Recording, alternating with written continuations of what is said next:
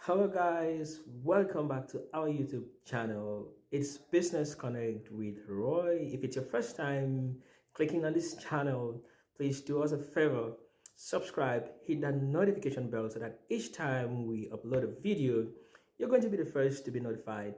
And if you're our returning subscriber, thank you so much, and hope this time you're going to get something better. So thank you guys, and see you in a bit.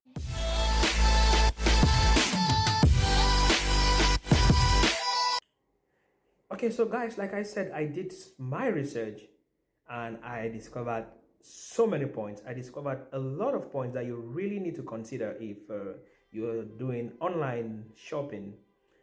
What to look for on a website and what to look for on a mobile app.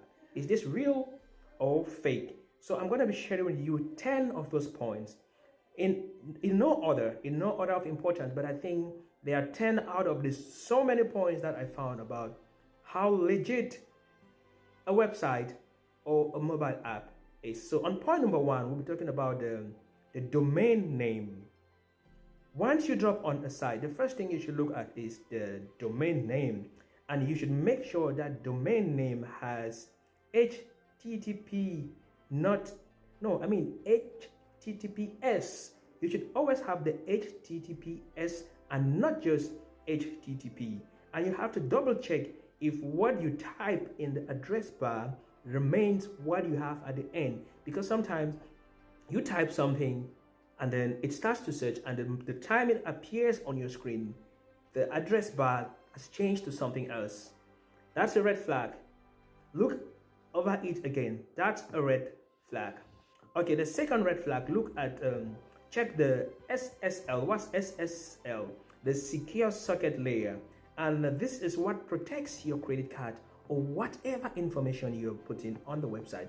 Because if that website has the SSL, it crumbles your information or your credit card number, and whoever is on the other side cannot retrieve your information, cannot get your information directly. Your credit card cannot be dealt with. Your information cannot be dealt with. So make sure to check if that website has a well-secured SSL, that is a secure socket layer. The next point we are going to be talking about, point number 3, is always use trusted browsers. Guys, there are millions and millions of browsers out there. If you're browsing, guys, always use a trusted browser. And I'm going to recommend to you 2 trusted browsers that I know. I'm not marketing for any of these organizations, but I prefer you use either Google Chrome or Mozilla Firefox. These are the 2 trusted browsers that if there are any tricky things on that website, they can easily detect them. The malware, the setup and everything, you can easily tell if this is a trusted website or it's not a trusted website. And the third point, or the fourth point we are going to be looking on is the website has an unclear refund policy. Once you're making any payment for anything online, look at the refund policy. Is their refund policy extremely clear? If I don't get these goods, or if I don't get exactly what I ordered for, what is the procedure for refund? Is it clearly stated on their website, on their app? That's the fourth thing. Point number 5. Some websites will always have suspicious contacts. So when you drop on a website, when you drop on an app, scroll down, scrutinize it, look at every information, the way it is placed. Go down to the contact. Click on the contact. Look at the contact number. Then, when you look at the contact number, it's going to take us to the next point. You have to check to see if the website registration information is the same with the domain registration information, because sometimes it has a different website registration information and a different domain registration information. That's a red flag. It's suspicious. And there are so many other small apps or platforms that you can always check such information from. You can go to www.whois.com and it will tell you who owns this website.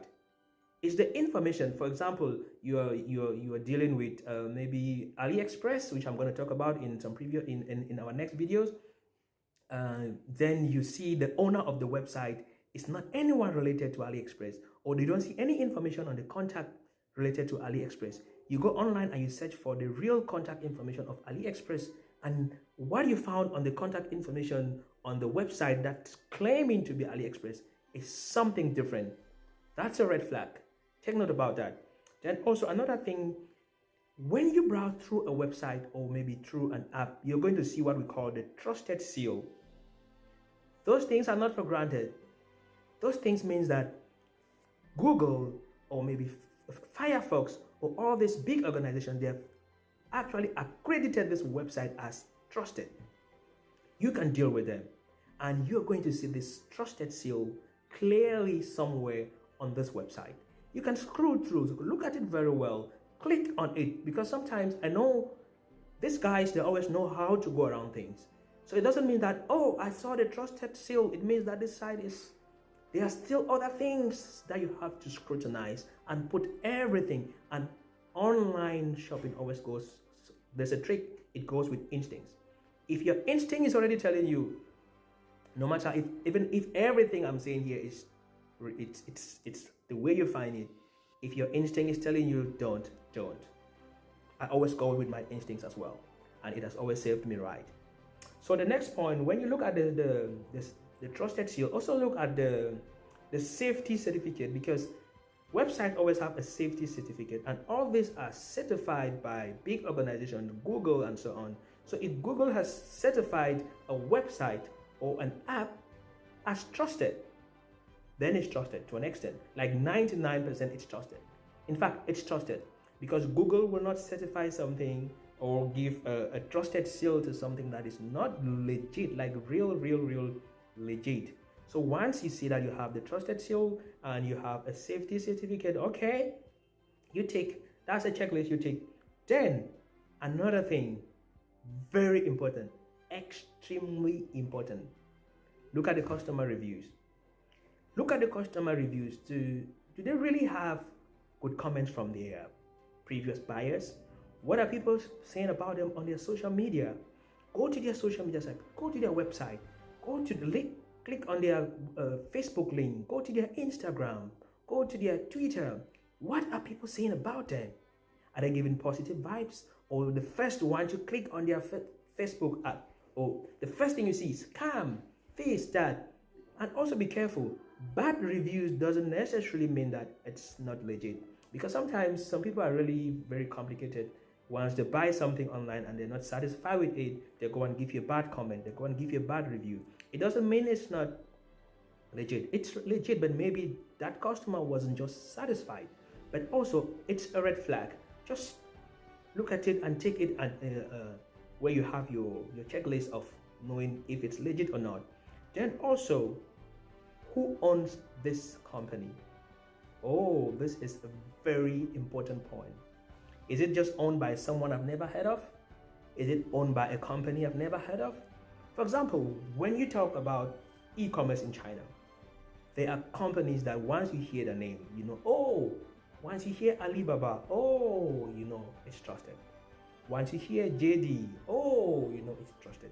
There are some brands, Xiaomi, once you hear about brands like that, you know, they are trusted. So I'm going to do dedicated YouTube videos to talk about such things.